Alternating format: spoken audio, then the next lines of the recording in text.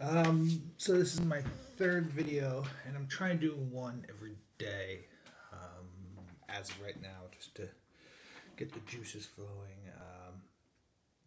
But um, I wanted to talk about today of zoos, um, and I've been to a lot of zoos. I was planning on going to one today, but woke up kind of late, and it's still kind of cool and dreary out. But I love going to zoos. Um, it's not even just because of the animals. It's also watching people watching and all of that stuff, but and and just continue to educate myself. And when I go by myself without anybody, I take down notes in the sense of I feel, for one, when there's less people at the zoo, um, you can ask the keepers more questions and the names of the animals and everything of that. And I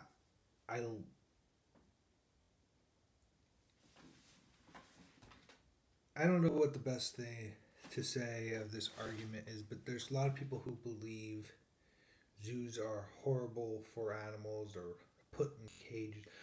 And to be honest, when you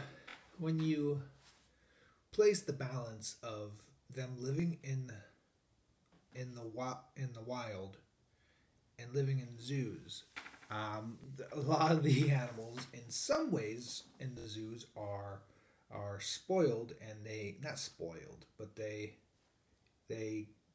get square meals. They're on a regular schedule of eating and everything, but it's also um, it could be seen more as a place for us to save them. Um, we talk about how zoos are a horrible thing, but nobody's doing anything to stop the problems outside the the wildlife. Animals are not 100% safe anywhere, even at zoos. I mean, uh, there's a lot of certain accidents that can happen in one way or another, or just um, being in a sanctuared life may not be for them. It's but I don't. A lot of people see zoos as prisons, and that they're not actually experiencing life. And I understand that. Sorry, and I understand that. I mean, that's we a lot of people see zoos as prisons because they can't go out and do what they usually do. But then you look on the news and there's these people who hunt a lot of these animals, de- sorry, deforestation, and all this stuff, and but then nobody, those people that complain about the zoos don't complain about those kinds of things. It's kind of ridiculous to me. Um, but the reason I want to more focus on the positive side of zoos. You know, not a debate or anything like that. But me growing up with zoos, I always go to the zoo at least once a month, if not more, depending on weather. Even in cold weather, I try to go. But when it gets to the summertime, I try to go at least once a week. There was a time I went 4 days in a row because I wanted to. My dad and I, for um, 3 months, went every Saturday. Um, One of my greatest memories, favorite memories of the Cincinnati Zoo was seeing Colossus, the silverback gorilla. That, in my head, will always be, when I think of the Cincinnati Zoo, that is what I see. I loved watching Colossus. He didn't do anything. It was just to understand something so big and he was so majestic and he just sat there and I loved it. And it was just it was he was so he's I mean, I know he wasn't 100% peaceful, but he seemed peaceful. And now seeing how the gorilla exhibit has expanded is great, I feel. And you know, I remember being a kid, and I still once in a while catch it, but not as much. I would always, when I was in the car with my dad, he'd always be in the car at the same point in time to listen to the 90-second naturalist. And I just grew up with the voice of Thane Maynard. And so, you know, one time, my girlfriend still makes fun of me. I was at the zoo and I saw Thane Maynard. I was starstruck. It was kind of funny, and I was too scared to talk to him. And it's kind of silly to think about, but it's not, because I feel this guy is very important to the zoo, to the Cincinnati Zoo. Um, you know, uh, I've been to other zoos as of late. I still have a lot of zoos I want to go to, but one that a lot of people don't. It's not like a zoo, but like in the Cincinnati area, and that's it's more. It's in Dayton. Um, is the Boone Shoft Children's Museum. There's a little itty bitty zoo with, I don't know, a dozen animals, or give or take. And they have this really cool exhibit for otters. And it's so cool to see because the otters are swimming and they're playing, but they're waiting for their food. And it's hysterical to watch when they're getting fed, because it's a little door and they throw the food and they go chasing after it, and it's hysterical. Um, they have sloths, and so anybody who's in the Cincinnati area or Dayton area and you don't know about the Boonshoft and you have kids, go to it. Another, I recently, when I was on vacation, I went to Chattanooga, and I'm going to tell you this right now. Chattanooga Zoo is small, but it's way worth going to. It's amazing. For how small it is, it's a great zoo. It really is. They don't. I mean, okay, they don't have the main draw animals. When we were there, my girlfriend and I, we watched the giraffes.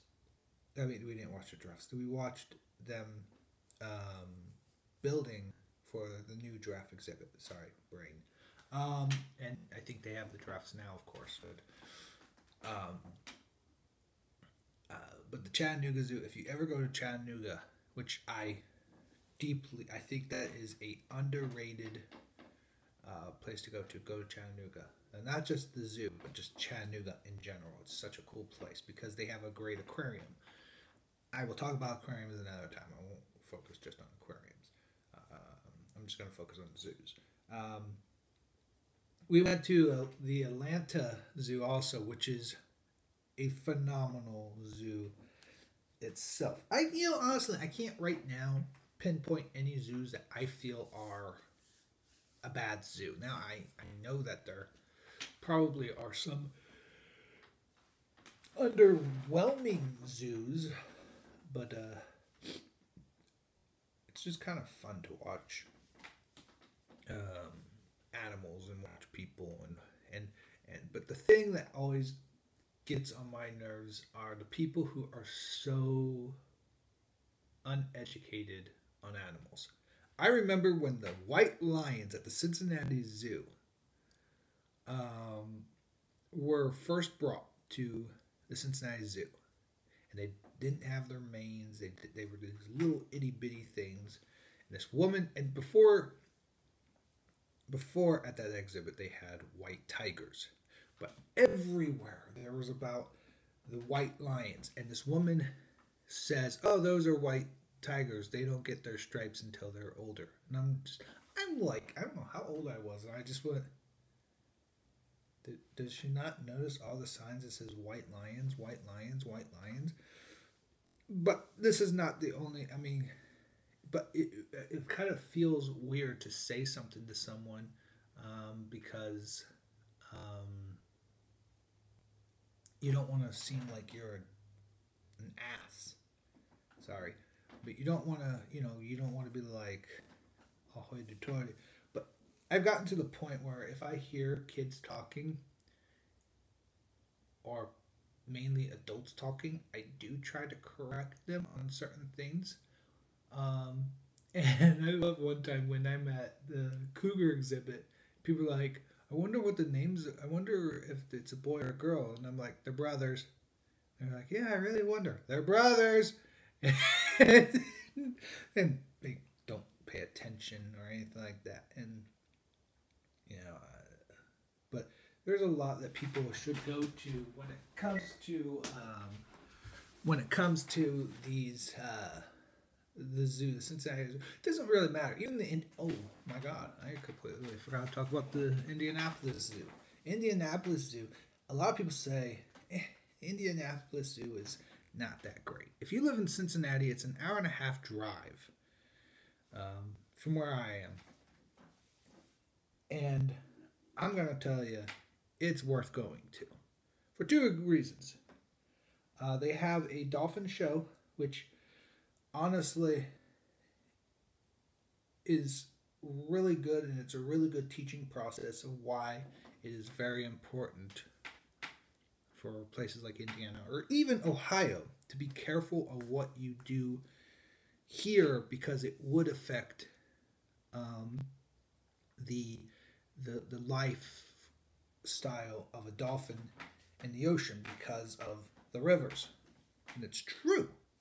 And it's really it's and so I do say for that one reason, that's an amazing reason to go to the Indianapolis Zoo. The other reason is because I'm a huge advocate on the orangutans. I love orangutans. Orangutans are one of my favorite animals. My girlfriend thinks I'm an orangutan. I don't know why, but I their orangutan exhibit there is phenomenal. It's this big giant building with outdoor places for their orangutans, and then even private little rooms for some of their males, so you can get up close encounter. And it's really cool to go to, and really small. Small opposite, really big. Um, the Indianapolis Zoo itself is a pretty decent sized zoo, and so I do recommend. Again, I recommend all zoos. I'm a huge supporter of the zoos. If I could, I would give so much more money to the zoos. I'm gonna wrap it up, um, but I just, to me, zoos bring happiness to me, and I wish I could do more than just be a member of a zoo. Um, you know, I do agree that animals do need more space, as much space as they need to live a happy life. And I do know zoos want to get rid of that way of thinking of bars and an animal. Um, but that's my opinion. Is I know they want to try to get rid of that vision, that bars and animals and everything like that, because they should. And the glass, the vision. They want. I know they want these animals to live in a perfect harmony. But when we have animals that are so close to extinction, we have to do something about it. Um, I'm not even going to get into a political debate. I'm not. But when environments are getting destroyed by human interference, there's an issue. That's my point of view on that. We have done so much damage, but we're not the only excuse for extinction. Environment change is one. Overpopulation of predators is another, which is kind of a balance, because if there's an overpopulation of predators and they're killing their prey, so it's there's so many points. But anywho, please support your zoos. If you don't support zoos,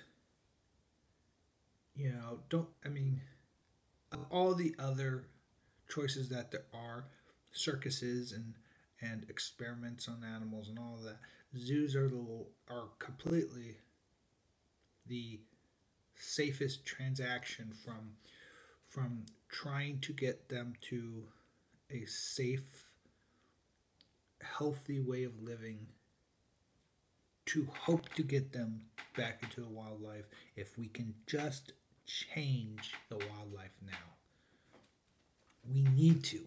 It's very important that we work with zoos in either bettering the wildlife, natural habitats of animals. Even if we don't like the animals, I don't like snakes. I hate snakes, but I don't want them to go out of existence.